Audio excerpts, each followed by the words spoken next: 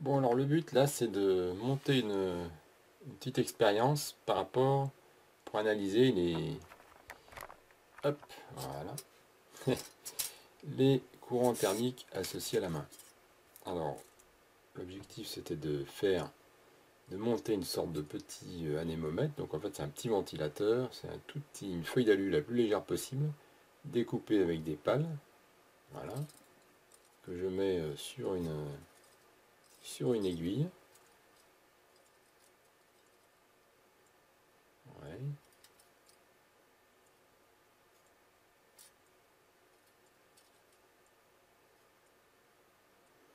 Voilà, je mets sur une aiguille. Donc, vu l'orientation des pales, si un courant d'air monte par en dessous, il va faire tourner le mobile dans ce sens-là, dans le sens horaire. Alors, l'idée c'est que la main qui est à 37 degrés, là on est à 29 degrés, et on est en plein été, la main, donc à 37 degrés, va pouvoir générer un courant d'air chaud qui est analysé, qu'on a analysé physiquement, qui correspond en fait à une analyse où on considère que c'est une plaque verticale chaude, et qui crée en fait un courant ascendant par effet thermique, et donc grâce à Archimède, puisque l'air plus chaud a tendance à monter, et qui devrait pouvoir, donc si c'est ce courant ascendant au bout de ma main, enfin qui part, donc j'ai ma main ici, donc ma main est à 37 degrés, l'air est à 39, donc j'ai un courant en fait qui, on peut le montrer, on verra ça sur des courbes, qui permet, qui monte comme ça, et qui s'échappe en l'air. Donc si effectivement j'ai ce courant, je devrais pouvoir faire tourner, enfin bon là j'ai essayé de faire un mobile le plus léger possible, pour voir si ce courant arrive à faire tourner le mobile, et même éventuellement mesurer la vitesse du mobile, pour en déduire la vitesse du courant. Voilà. Bon alors c'est un mobile très léger, donc j'utilise un masque, pour éviter évidemment de souffler dessus, et d'avoir des modifications dans la vitesse du mobile. Donc, voilà.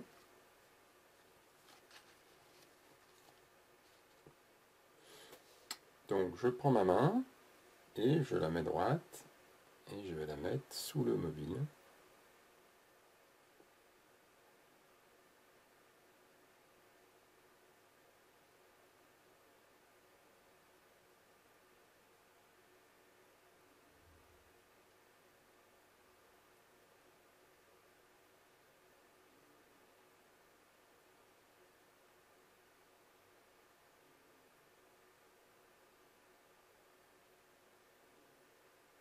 Au début, la mobile a tourné dans l'autre sens parce que comme j'approche ma main, je crée un petit courant d'air.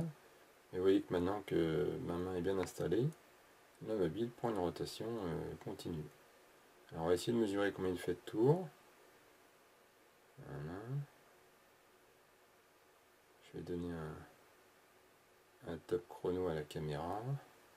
Top. C'est la grande balle qui était passée.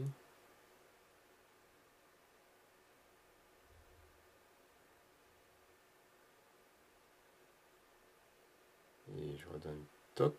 Et là j'ai fait un tour.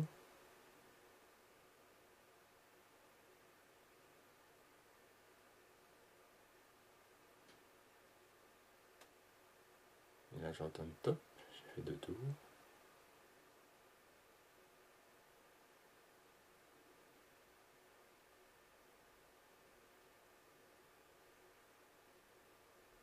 Et top. Alors maintenant je vais essayer avec l'autre main, de l'autre côté, donc pour voir si effectivement on arrive au même résultat.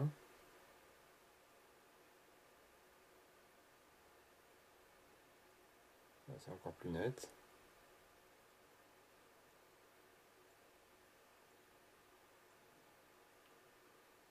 Pareil, top.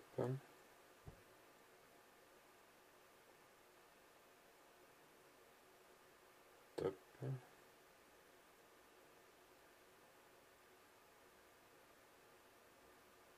Top.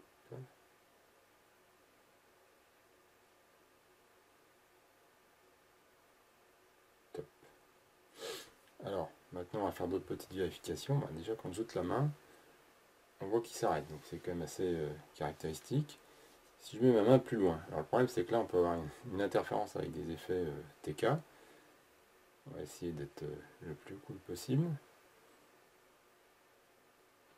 Alors effet TK, moi j'ai plutôt tendance à faire tourner le mobile dans l'autre sens.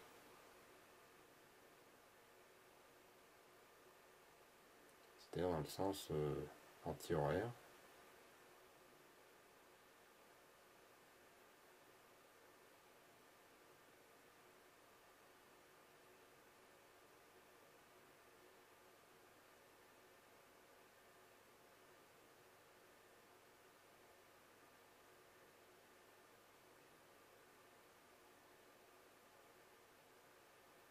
Bon, donc on voit que le mobile ne tourne pas vraiment.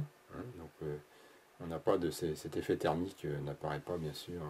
Puisque logiquement c'est un courant ascendant, il faut qu'il arrive dessous. Alors on va se rapprocher un peu la main quand même pour voir. Là, je me approche un peu la main. Alors évidemment ce courant thermique, on peut en montrer, c'est on a à peu près 1 cm, entre 1 à 2 cm, ce qu'on appelle de couche limite ici. C'est-à-dire que la vitesse de l'air est principalement la plus forte à peu près elle passe par à peu près 1 cm de la main. Et après, on a pratiquement 1,5 cm, on n'a plus de vitesse, etc. Donc si on met la main comme ça, par exemple, on est quand même à 5 cm du mobile, on ne devrait pas avoir d'impact de ce courant thermique.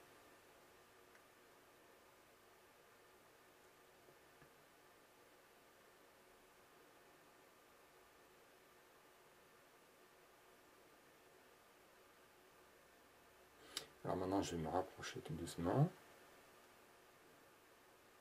Ah, là, maintenant, je rentre dans une zone où je devrais pouvoir influencer la rotation.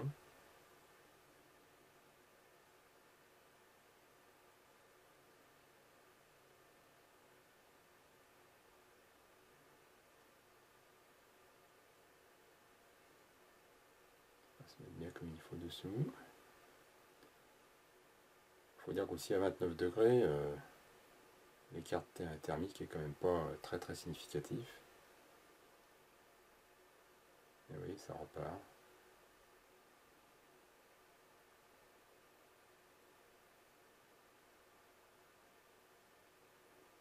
Ah oui, c'est un peu bête parce que je ne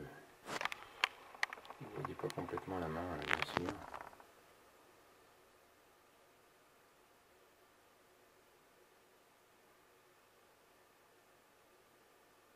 Voilà, jette la main.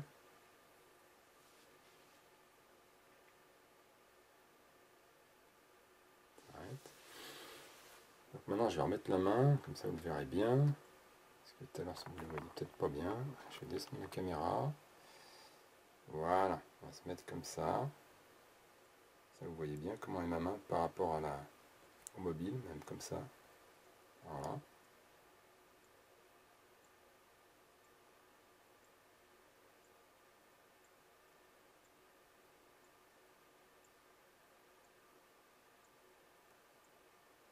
Vous voyez que le mobile se met en route tranquillement.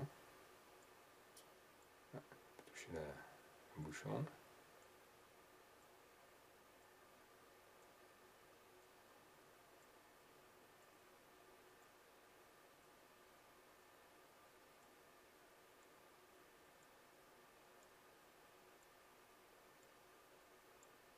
Faites plus, je jette le mobile, je jette la main, pardon.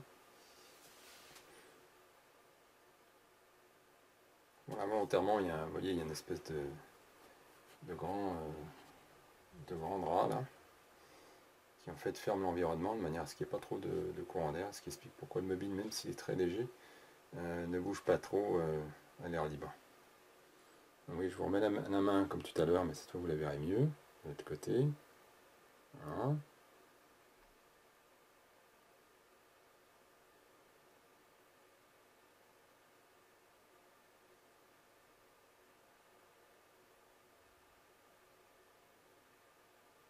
Vous voyez bien quand je mets ma main à gauche ou à droite, ça tourne dans le même sens.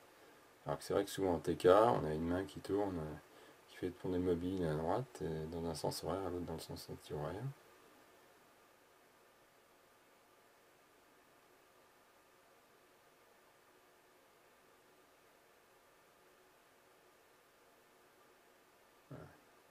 Si je m'écarte un peu, je me mets là. On va le laisser tourner tranquillement. Et vous voyez qu'il s'arrête. Je remets ma main.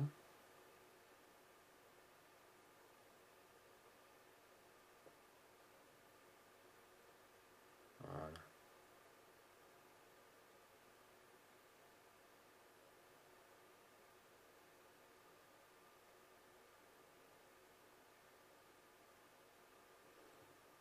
Voilà, donc ça prouve bien qu'en fait on a bien un effet thermique qui est ascensionnel par rapport à la main. On a un courant d'air qui part et qui monte le long de la main et qui s'échappe. Et ce courant d'air donc vient faire comme sur un ventilateur, faire tourner les pales de mon mobile.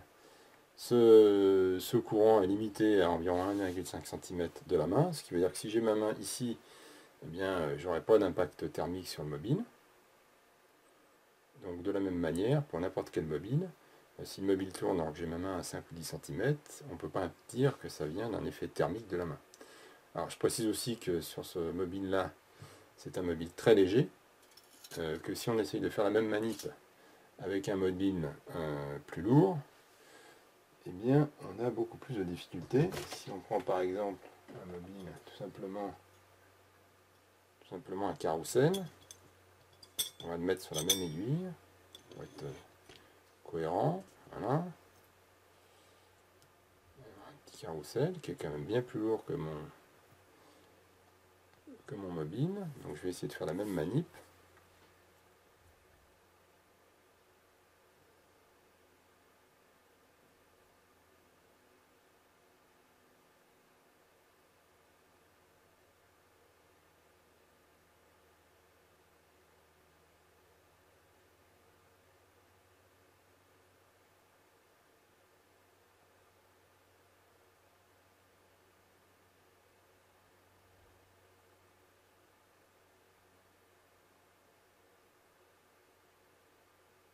Vous voyez que là il n'y a rien qui se passe.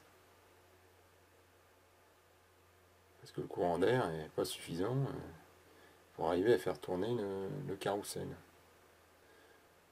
Alors on est à 29 degrés, donc il n'y a que 7-8 degrés d'écart entre ma main et l'environnement. Donc là on peut en montrer par notre modélisation et les calculs quelle vitesse on peut avoir de flux. Et si on était à 20 degrés, quelle vitesse on aurait. Et on pourra refaire la manip aussi à 20 degrés pour voir si le flux cette fois arrive à déclencher le mobile. Mais c'est assez douteux parce qu'il est quand même assez lourd le mobile par rapport à juste cette petite feuille d'alu. Parce que là on est quand même sur voilà.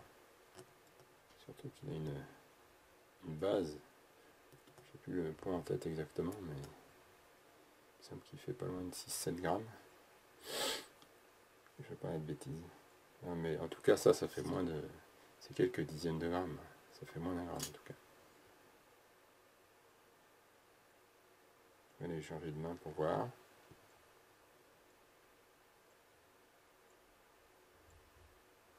Il n'y a rien qui se passe. Donc c'est pareil.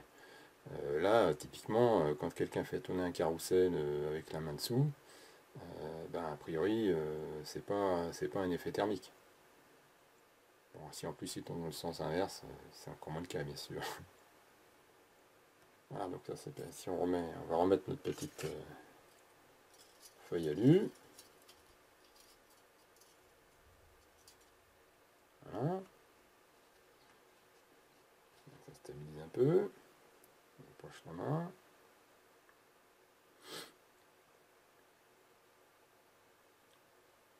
Alors c'est pareil, dans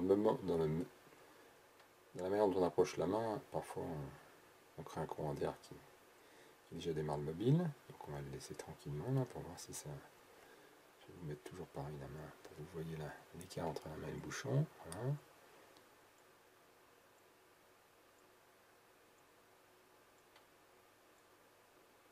Vous voyez là que ça crée un mouvement continu.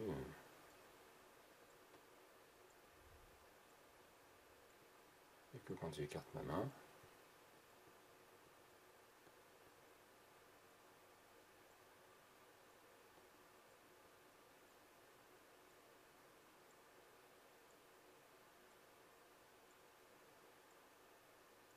le mouvement s'arrête.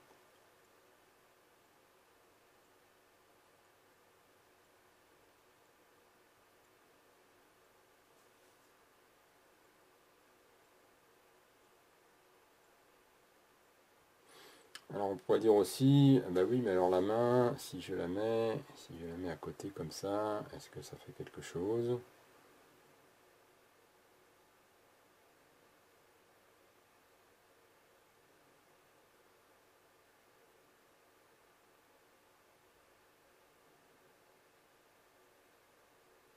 Alors si je la mets comme je l'ai mis là, c'est-à-dire à 2-3 cm du mobile, a priori l'effet thermique n'a aucune raison d'avoir. Par contre si je la mets très à côté, il est possible que l'air qui part du bas de ma main et qui remonte puisse l'actionner. C'est-à-dire que je suis à l'intérieur de la couche limite. Vous voyez là?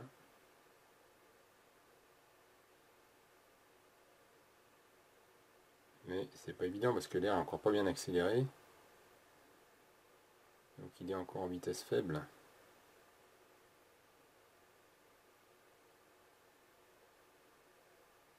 Mais bon, on arrive quand même à créer un petit mouvement.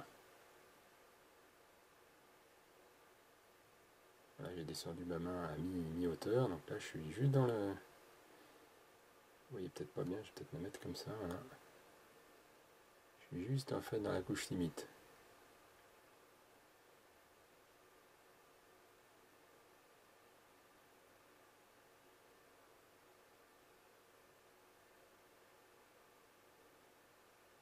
Là j'arrive à faire tourner. Maintenant je vais faire de l'autre côté. Toujours parce que bon, c'est une histoire de... Je me mets juste comme ça, pardon. Je vais me mettre comme ça.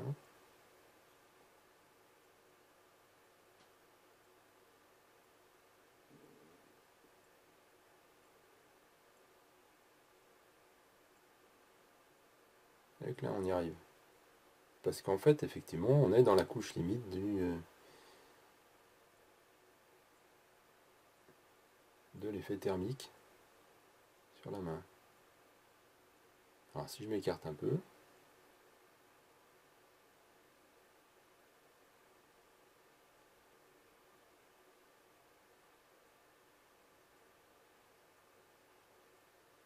le vide s'arrête. Et alors bien sûr ça marche parce que quand je me mets dans la couche limite, j'ai donc mes flux qui partent du bas de ma main et qui remontent et qui arrivent à attaquer le mobile par en dessous, qui lui-même est de forme, une forme de pale. D'accord. Si on prend des mobiles qui sont de ce type-là, par exemple, on peut essayer hein, avec le mobile hémisphérique, qui est bon, moins lourd que ce mobile-là, mais quand même, il fait 2,4 g. D'une part, il n'y a pas de pale, donc pourquoi le système se mettrait à tourner déjà hein. Mais on peut essayer, donc on met la main à côté. Le problème c'est que là, j'ai l'habitude de faire de la TK sur ce mobile.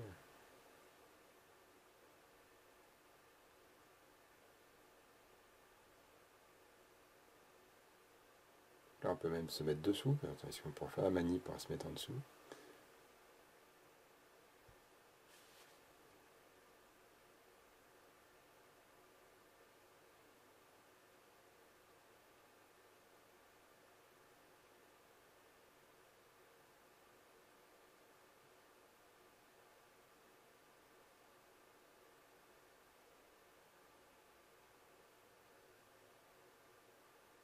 On peut essayer de l'autre côté.